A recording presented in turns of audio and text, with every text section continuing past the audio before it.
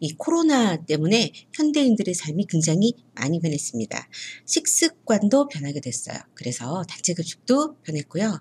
그래서 이 단체 급식에서 쓰던 기술들이 이제 가정용으로 배달되는 음식이나 아니면은 밀키트라는 거 많이 들어보셨잖아요. 이 밀키트에 이용되는 경우도 굉장히 많아졌습니다. 바로 밀키트를 만드는데 아주 유용하게 쓰는 게 바로 이런 기계들입니다.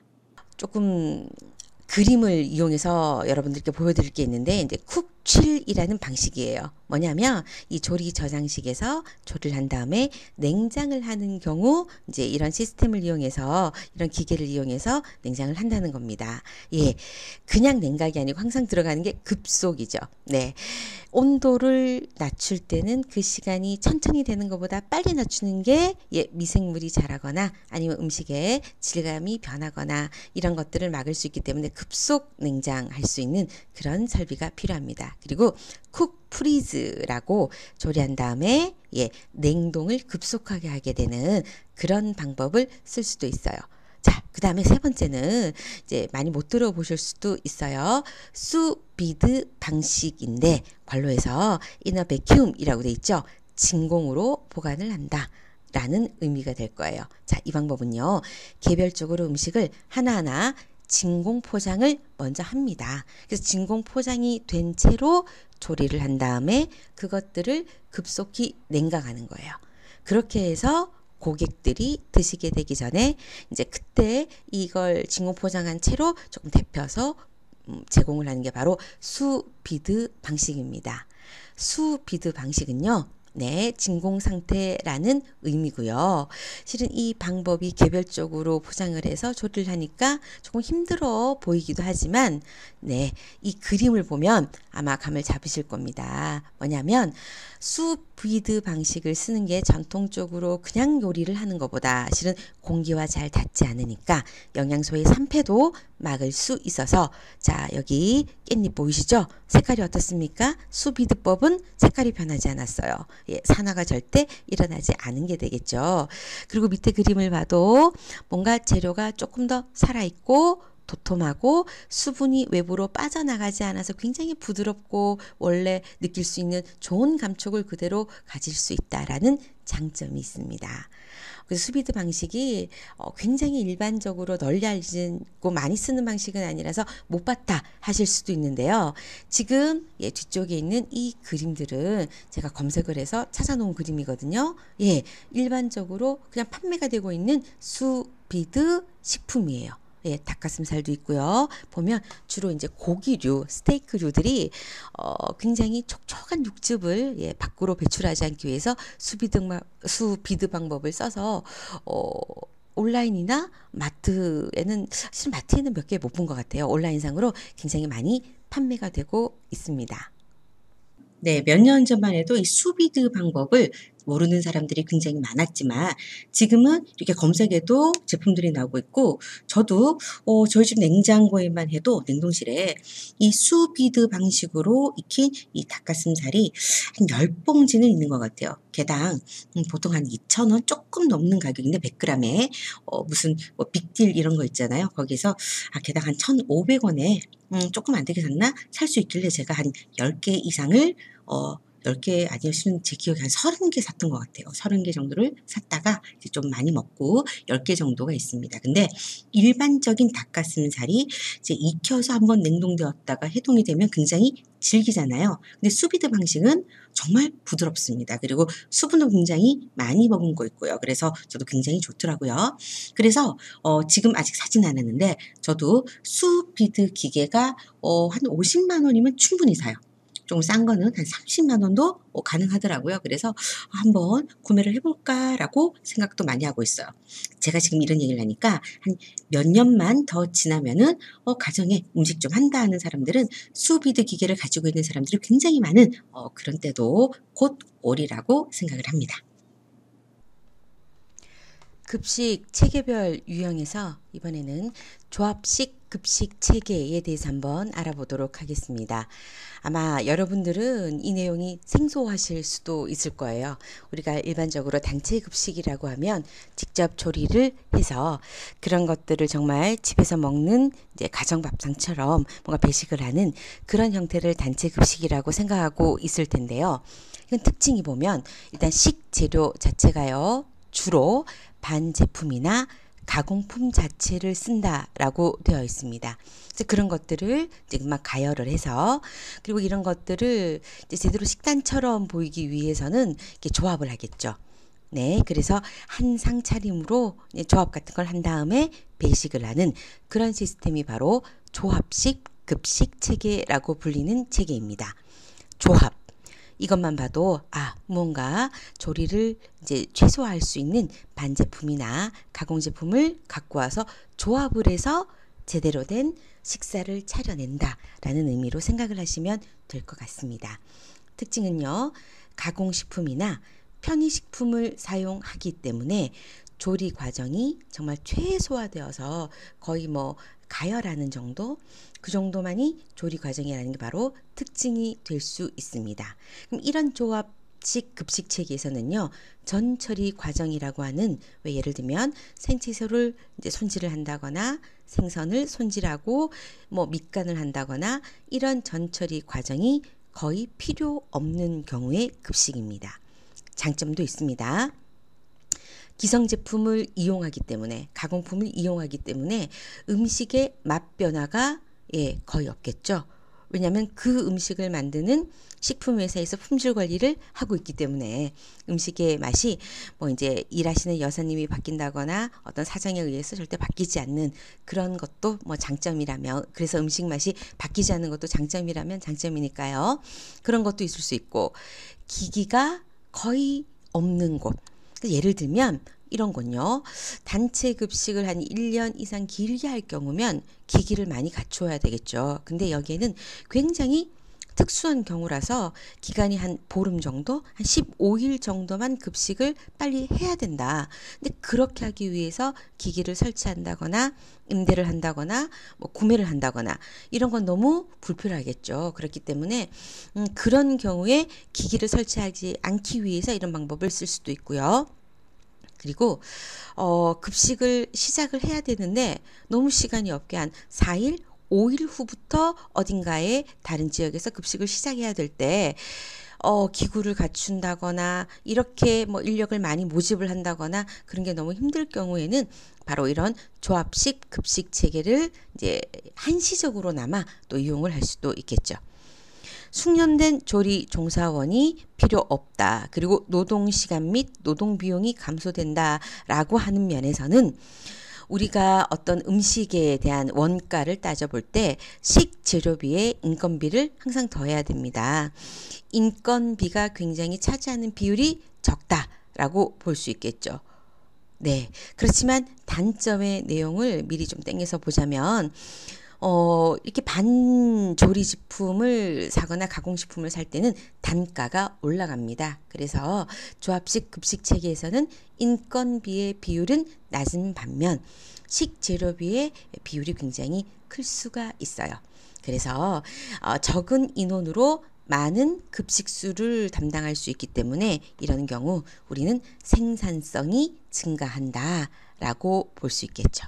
자, 단점으로는요, 반조리 식품이 나오지 않는 그런 메뉴들은 굉장히 넣을 수가 없으니까 제한적인 식단이다라고 볼 수 있고, 식재료 단가가 올라갈 수 있고, 급식을 하는 피급식자, 그러니까 급식 대상자의 기호를 잘 충족시키기가 힘들겠죠.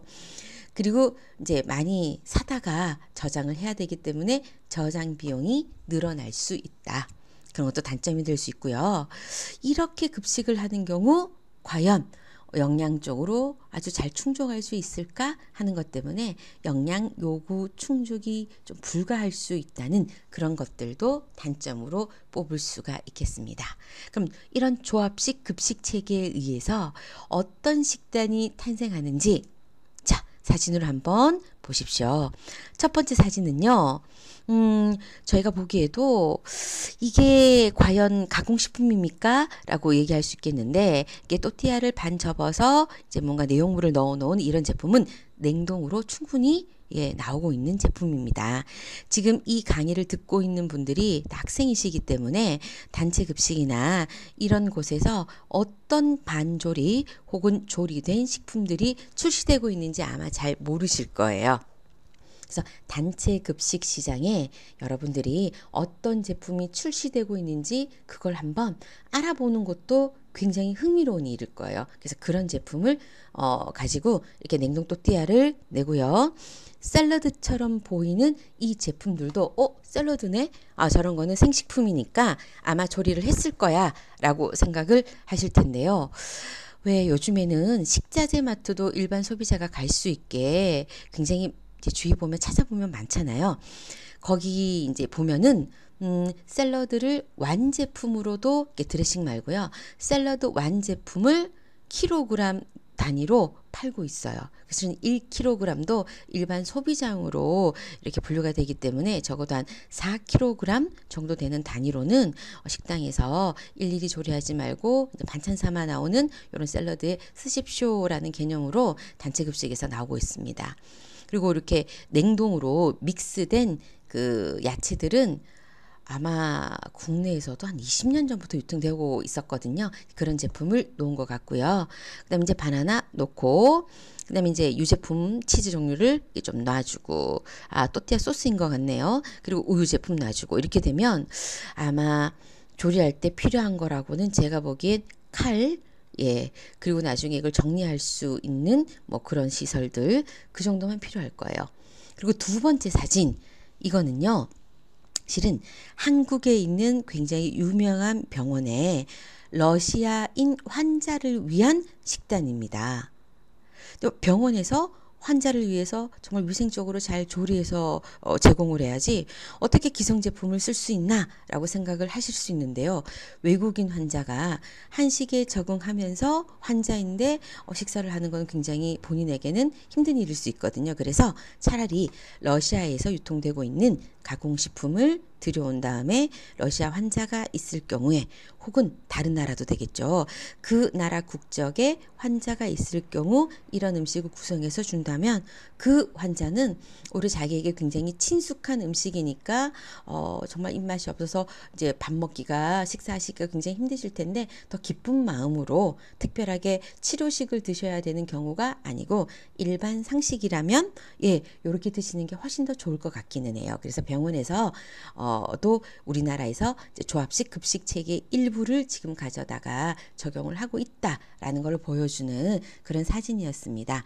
그리고 옆에 만약에 우리나라 한국에서 이런 식단이 학생들에게 배식이 된다면 학생들은 굉장히 좋아할 거예요. 근데 이걸 안다면 아마 부모님들은 굉장히 서운해 하실 수 있는 그런 식단이겠죠. 외국의 어떤 학교에 식판이 지금 여기 그림에 나와 있습니다. 조금 문제점이 많아 보이죠? 어떻습니까? 콘샐러드 있고요. 네, 그다음에 전부 다 냉동식품 유통되는 것 같다가 이렇게 튀긴 것 같아요. 그리고 소스. 그리고 제가 위생 단원을 아직 안 했지만 위생적으로 문제가 되는 게 이렇게 식판을 포개서 배식 전에 준비를 해 놓는 거는 위생적으로 굉장히 문제가 되기 때문에 하면 안 되는 행동이거든요. 잘못했네요, 보니까. 이런 식으로 조합식 급식 체계를 이용할 수도 있습니다. 자, 조합식 급식 체계는요, 일반적으로 많이 쓰고 있는 급식 시스템은 절대 아닙니다. 아주 특수한 경우나 장소가 너무 특수해서 정말 일반 식자재의 반입이 너무너무 힘들다거나, 그리고 시설 자체에 좀 문제가 있어서 물을 제대로 못 쓴다거나 가스를 이용하기가 굉장히 힘들어서 열원을 쓰기가 힘든 경우, 정말 그런 경우에만 특수하게 쓰는 경우라고, 그런 급식 시스템이라고 말씀드리고 싶습니다. 자, 이번에는 단체 급식의 운영 형태별 유형에 따라 한번 분류를 해서 보도록 하겠습니다.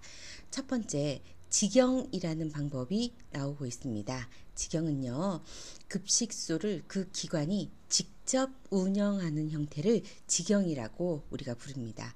보통 산업체나 학교, 복지시설 이런 것에서 직접 급식소를 운영하는 경우고요. 이런 경우에는 급식비의 일부 또는 이제 전부를 그 기관에서 보조해 주는 경우도 있습니다. 예를 들면 어떤 산업체에서 직원들이 이렇게 얘기를 하더라고요. 우리는 굉장히 밥값이 싸다. 한 끼에 2,500원밖에 하지 않는데 우리가 그 급식을 그냥 그날 식사로 하기 위해서는 반드시 사원증을 찍어야 되고 외부 손님이 왔을 때는 반드시 미리 총무처에 얘기를 해서 뭔가 허락을 받아야 되고 그렇더라 이런 얘기를 하시더라고요. 근데 2,500원의 급식비라는 거는 실질적으로 어느 정도냐면 이제 인건비까지 모두 포함해서 아마 그 급식은 한 4,500원 정도의 가치가 있을 텐데 매 끼마다 2,000원을 기업이나 기관에서 보조를 해주기 때문에 그리고 그 보조비에 관한 걸 정산을 해야 되기 때문에 외부 손님이 와서 식사를 할 경우에는 이제 총무부나 이런 데 미리 신고를 해야 되는 경우인 거죠. 그래서 그런 경우가 바로 직영이 될 수가 있습니다. 원래 우리나라의 단체 급식은 대부분 그 회사에서 직접적으로 영양사도 고용하고 그리고 조리원도 고용을 하고 그리고 급식비의 그 식비나 이런 것들은 또 총무처에서 관리를 하면서 운영을 했거든요. 그런 것들이 모두 직영이었습니다.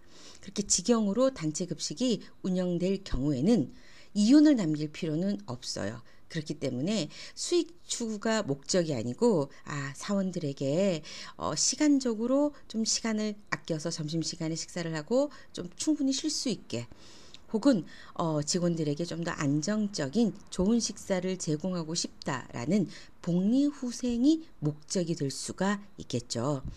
그리고 정해진 예산을 아주 효과적으로 활용을 할 수가 있습니다. 왜냐하면 저희가 요 다음에 위탁이라는 형태를 또 공부하게 될 텐데요. 위탁은 그 위탁사도 사업을 하는 거기 때문에 이윤을 남겨야 돼요. 근데 직영일 경우에는 이윤을 남길 필요가 없겠죠. 그래서 예산을 효과적으로 충분히 식사에 다 쓸 수 있기 때문에 굉장히 활용을 잘 할 수 있다. 라는 것이 바로 특성이 될 수 있습니다. 그리고 그 급식을 하는 분들이 같은 회사의 직원이기 때문에 그들의 요구를 잘 받아들일 수 있어요. 그래서 급식 수요자의 니즈를 만족시켜서 급식 운영이 합리적으로 될 수 있게 하는 게 바로 직영의 특징이 될 수 있겠죠. 그런데 이런 직영의 운영 형태가 실은 지금은 굉장히 많이 줄어들고 방금 말씀드린 위탁 운영이라는 형식으로 많이 바뀌고 있어요.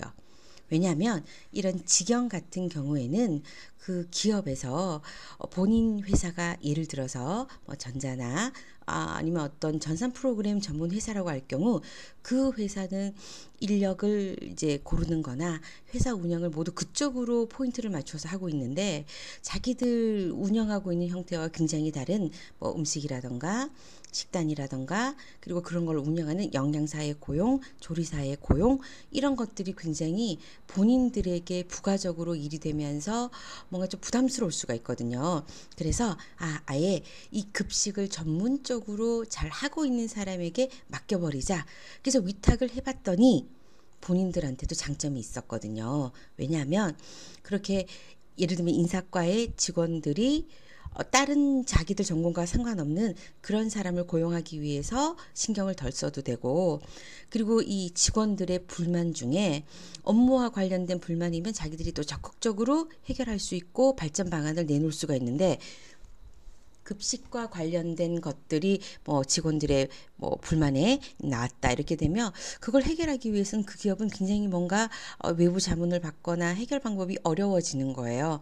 그래서 위탁을 했더니 굉장히 일이 많이 줄고 또 위탁하시는 분들이 위탁에서 그 회사에서 오신 분들이 정말로 그쪽에서 계속적인 교육을 받으면서 전문가로서 점점 이렇게 면모를 성장시키고 있는 분들이기 때문에 훨씬 운영이 낫더라라는 것을 느꼈기 때문에 직영에서 실은 위탁으로 많이 변하고 있습니다. 또 이런 직영 같은 경우에는요, 같은 회사의 직원이기 때문에 좀 더 많은 서비스를 주고 또 직원들을 좀 더 기분 좋게 하기 위해서 굉장히 애를 쓰는 경우가 좀 적었어요. 그래서 음식 자체의 질은 높을 수가 있는데 사원들이 직접 느끼는 서비스의 정도는 불친절해라고 느낄 수 있었기 때문에 실은 직영은 예를 들면 이제 학교 기숙사 같은 경우에는 영양적인 면이 굉장히 중요하고 해서 아직은 위탁으로 좀 덜 바뀌고 있는 경우인데 굉장히 많은 부분이 위탁으로 바뀌게 되었고 그렇게 해서 위탁 급식 업체 시장은 너무나 많이 성장을 하고 있죠. 자, 이번엔 두 번째, 임대라는 형태로 단체 급식이 운영되는 경우입니다. 이런 경우는요, 회사에서 식당을 운영하기가 굉장히 곤란할 수도 있잖아요. 직영에서는 곤란한 경우가 있다고 말씀을 드렸죠. 그런 경우, 회사에서 이제 신경을 쓰고 있다가 안 되겠다. 여기 혹시 예전에 맛있는 밥집으로 유명했던 사장님이 오셔가지고 여기다가 또 굉장히 고정적인 인원이 늘 식사를 하는 단골로 딱 되어 있는 그런 식당처럼 운영하는 게 어떨까? 그러면 이 자리를 임대를 해서 회사는 임대료를 받고 그분은 여기에서 운영을 하시면 되겠구나 라고 해서 생긴 방법이 바로 임대입니다. 그럼 임대는 임대업자가 들어와서 자기들도 정당하게 임대료를 내고 세를 내고 운영을 하기 때문에 회사 같은 경우에는 그 식당의 식단이나 서비스에 관해서 뭔가 얘기를 할 수 있을까요? 아마 없겠죠. 그렇게 하다 보니까 이윤을 남기기 위해서 점점 서비스가 좀 떨어지고 식단이 부실해지고 이런 문제가 좀 생기게 된 거예요. 그래서 이 급식 시장은 임대라는 형태도 점점 차지하고 있는 비율이 줄어들고 위탁이라는 형태가 갈수록 늘어나게 됩니다. 자, 위탁은 외부 위탁 급식 업체에 본인들의 식당을 운영해 주십시오라고 의뢰하는 운행 형태예요. 이런 형태가 1980년도까지도 나타나지 않고 있다가 1980년이 좀 지나면서 그래서 이제 정확하게는 우리가 1988년 올림픽이 개최된 이후로 위탁의 형태가 늘어났다라고 보고 있거든요. 이제 그때부터 노사 쪽에서 좀 더 많은 식단에 대한 불만이 있어지고 그것들을 해결하기 위해서 회사는 그것까지 책임지기가 너무 좀 곤란해지니까 잘하는 업체를 한번 넣어보자. 이렇게 해서 위탁업체에게 맡기게 되면서 위탁이 점점 성장을 하게 되었습니다. 근데 이런 위탁도 아까 제가 이윤을 추구한다, 이윤을 남겨야 된다라고 말씀을 드렸죠. 그렇기 때문에 그런 것 때문에 이제 뭔가 식자재를 제대로 관리하지 못했다거나 하는 몇 번의 사고가 있었어요. 그렇게 해서 위탁 급식을 원래 학교에서도 하고 있었습니다. 이 학교 자체에 다른 업자분들이 들어오셔가지고 위탁하시는 기업의 분들이 들어오셔서 이제 하고 있다가 식중독 사고가 굉장히 크게 몇 번 일어나는 바람에 지금은 학교 급식에서 원칙은 위탁이 아닌 직영이 원칙이다라고 지금 법령이 개정이 되어 있죠. 네, 2006년에 굉장히 큰 사건이 있었죠. 단체 급식 위탁업에서 거의 업계 1위를 달리던 회사에서 학교를 굉장히 많이 이제 위탁 급식을 하고 있었는데요. 거기에서 식자재 문제가 있어서 식중독이 일어나는 바람에 너무 많은 학교가 휴교를 하고 많은 학생들이 식중독으로 굉장히 문제가 됐던 적이 있었습니다. 그래서 이때 이후로 초등학교는 직영이 이제 이루어지고 있었고요. 중학교, 고등학교 이런 곳에서는 학교 급식이 위탁으로 많이 운영되고 있다가 안 되겠다. 이제는 직영으로 모두 돌려야 되겠다라고 이제 법령이 바뀌는 바람에 이제 위탁 급식 업체들이 학교에서 철수를 하고 교육청 내지는 뭐 교육지원청에서 직접 영양사 공고를 내서 영양사를 채용하거나 아니면 영양교사를 많이 채용함으로써 모든 것들을 이제 직영으로 돌리게 되었죠. 네, 식중독 사고뿐만이 아니고 실은 이제 급식비도 학생들 입장에서는 굉장히 부담이 될 수가 있는데 직영인 경우보다 아무래도 위탁인 경우 좀 더 이제 위탁 업체에서도 이윤을 남겨야 되기 때문에 급식비가 많이 들더라. 라고 얘기가 되어서 이제 모두 다 급식이 직영으로 바뀌게 된 계기가 되었습니다.